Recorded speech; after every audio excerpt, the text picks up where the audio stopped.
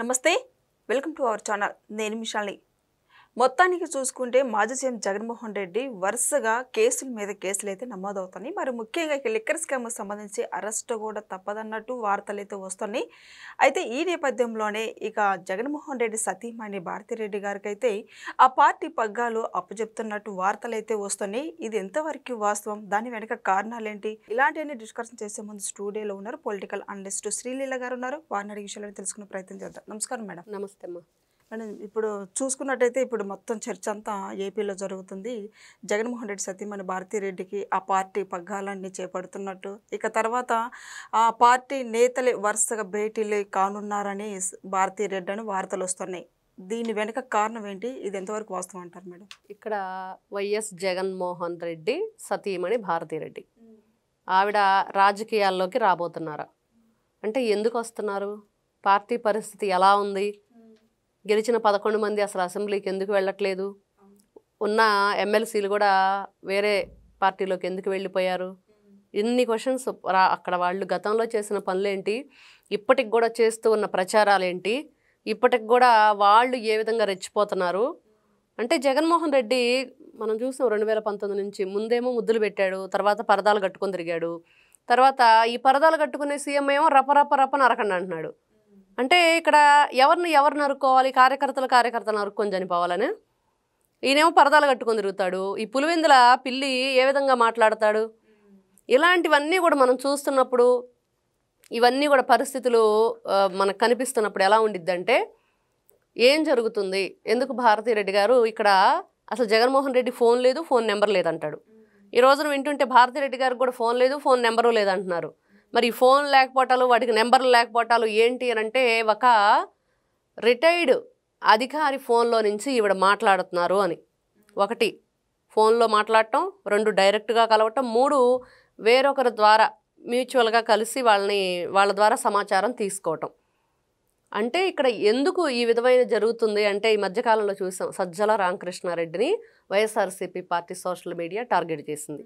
ఎందుకు టార్గెట్ చేసింది, ఎందుకు ఆయన మీద వీళ్ళంతా కూడా ఏ విధంగా అందరూ ఒకటై అతని మీద ఒక్కసారిగా విరుచుకుపడ్డారు అన్నట్లుగా కనిపిస్తుంది. గతంలో ఆయన వైఎస్ఆర్సీపీ పార్టీ అధికారంలో ఉన్నప్పుడు సకల శాఖలను నడిపించాడు.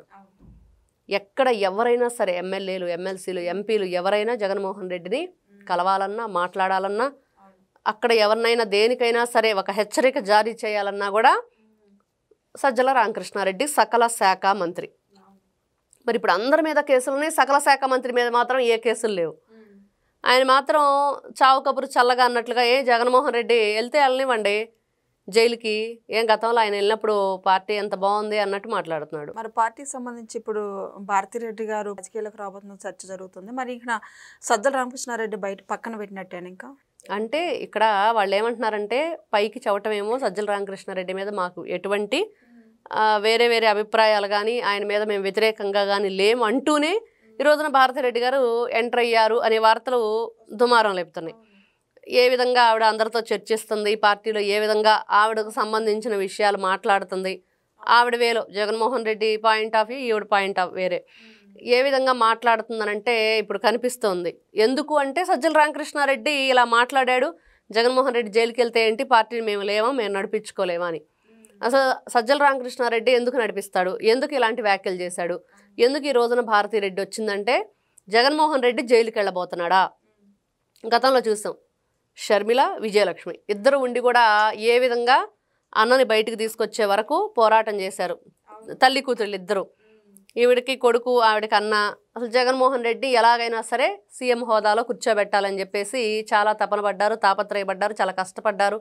అన్నీ అయిపోయినాయి, అంతా కూడా వాడుకొని వదిలేశాడు జగన్మోహన్ రెడ్డి అనేది కూడా ఇప్పుడు ఈ రోజున కనిపిస్తుంది. జగన్మోహన్ రెడ్డి పని ఏంటంటే తనకి అవసరమైనప్పుడు వాళ్ళతో మాట్లాడటం, అవసరం లేనప్పుడు ఈ విధంగా బయటికి త్రోయటం అనేది ఫస్ట్ నుంచి ఉన్న అలవాటైన జగన్మోహన్ రెడ్డికి అనేది ఇక్కడ కనిపిస్తుంది. అంటే కన్న తల్లి, సొంత తోడబుట్టిన చెల్లిని కూడా ఇతను వదిలేశాడంటే మరి ఎవ్వరూ కూడా పార్టీలో ఉండటానికి ఇష్టపడని జగన్మోహన్ రెడ్డి ఎందుకు భారతిరెడ్డిని పార్టీలోకి ఎంటర్ అవనిస్తాడు?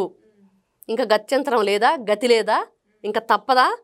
పేపర్ చూస్తుంది, ఛానల్ చూస్తుంది, ఆవిడకు భారతీయ సిమెంటు ఏదో ఉంది, రకరకాల ఆవిడ పనులు ఆవిడ చేస్తూ ఉంది.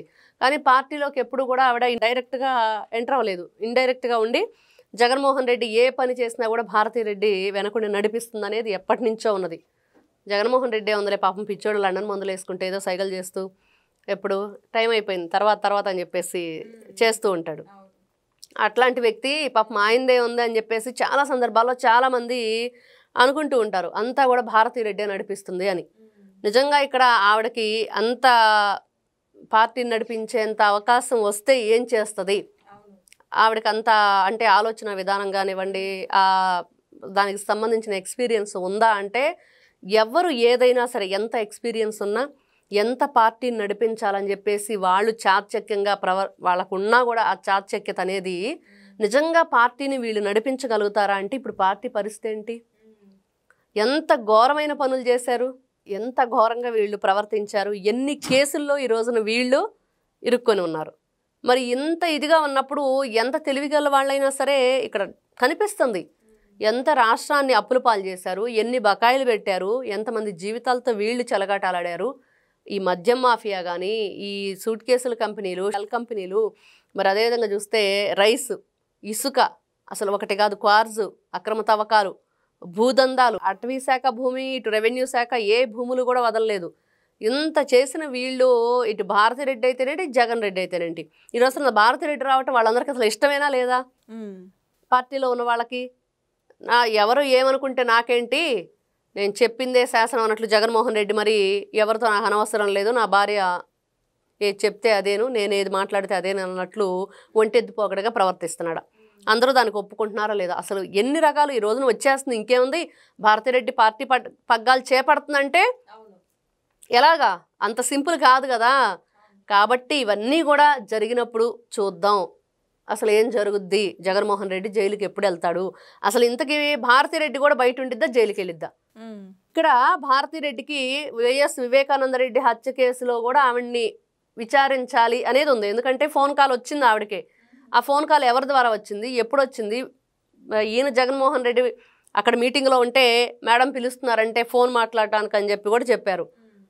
మరి ఆ రోజున వీళ్ళిద్దరూ కలిసి ఉదయం నుంచి సాయంత్రం వరకు ప్రయాణిస్తూనే ఉన్నారు హైదరాబాద్ నుంచి పులివెందుల.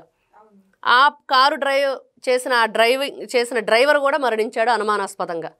మరి ఇక్కడ చూస్తే భారతీ సిమెంట్ అధినేత ఆవిడ భారతిరెడ్డి, ఆమెకి డైరెక్టర్గా ఉన్న ఎవరైతే బాలాజీ గోవిందప్ప ఉన్నాడో మరి ఆయన కూడా ఈ రోజున ఈ మద్యం డబ్బులు ఆ సిమెంట్ కంపెనీలో ఫ్యాక్టరీలో పెట్టాడు అనేది కనిపిస్తుంది. ఆయన కూడా అరెస్ట్ అయ్యి రిమాండ్లో ఉన్నాడు. అతనికి కూడా ఎక్కడ కోర్టు ఇంతవరకు బెయిల్ ఇవ్వట్లేదు. మరి ఇన్ని విధాలుగా ఉన్నప్పుడు అసలు ఆవిడ పార్టీలోకి వచ్చి ఏం చేసిద్ది? ఈ రోజున అదేదో తుమ్మితే ఊడిపోయే ముక్కో లేకపోతే మునిగిపోయే నావలాగా ఉన్న పార్టీని ఎంతమంది దానికి అధినేతలు మారినా, వాళ్ళు ఎన్ని విధాలుగా ప్రయత్నాలు చేసినా, వాళ్ళు ఏదైతే చాలా ఘోరమైన పనులు, సొంత చెల్లెల్ని వదిలిపెట్టలేదు, కన్న తల్లిని వదిలిపెట్టలేదు, సొంత బాబాయిని, తండ్రి తర్వాత తండ్రి అంతటి వాడు ఆయన్ని వదిలిపెట్టలేదు. మరి ఇన్ని చేసి రాష్ట్ర ప్రజల మీద మీకు లేదు, ఇటు రక్త సంబంధము లేదు, రాష్ట్ర ప్రజలు లేదు. ఇట్లాంటి వ్యక్తుల్ని పార్టీ అధినేతలు మారితే ప్రయోజనం ఏంటి? జగన్మోహన్ రెడ్డి గతంలో ఇదే వ్యూహం చేశాడు. ఈ రోజున పార్టీ పగ్గాలు చేపట్టబోతున్న భారతిరెడ్డి అంటే గతంలో ఏం చేశాడు? ఇదిగో ఈ నియోజకవర్గం నుంచి విడుదల రజని చిలకలూరుపేట నుంచి గుంటూరు వేశాడు, ఎక్కడో ఉన్న చెవిరెడ్డి భాస్కర్ రెడ్డి తిరుపతిలో ఉన్నాయని తీసుకొచ్చి ప్రకాశం జిల్లా ఒంగోలులో వేశాడు. ఇట్లా అన్ని మార్పులు చేర్పులు చేశాడు. ఉపయోగం ఏంటి?